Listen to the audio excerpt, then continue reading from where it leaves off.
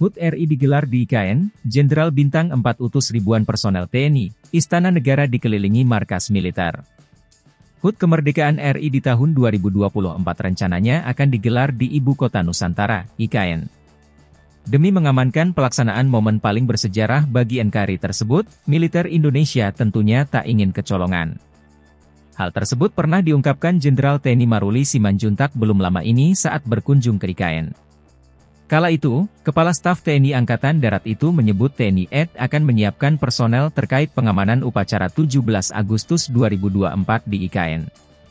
Rencananya, sebanyak 1.500 hingga 2.000 personel akan dikerahkan pada upacara peringatan Hari Ulang Tahun HUT ke-79 RI akan digelar di IKN.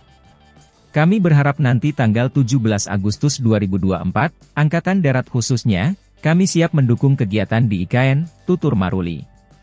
Ia juga akan menempatkan setidaknya 18 satuan di IKN, Penajam Pasir Utara, Kalimantan Timur.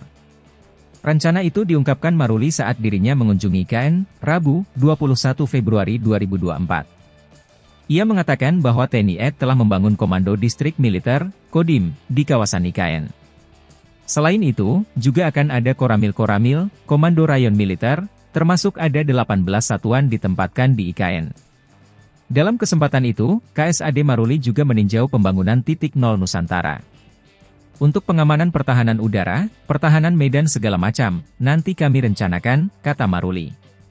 Maruli turut didampingi sejumlah pejabat TNI AD serta Forkopimda Kalimantan Timur.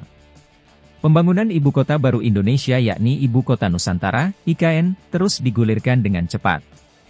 Istana Negara dan sejumlah gedung kementerian pun sudah dalam proses pembangunan. Bahkan dipastikan pada peringatan HUT Kemerdekaan RI pada 17 Agustus 2024 nanti, peringatan upacara tersebut digelar di halaman Istana Negara yang baru berlokasi di IKN.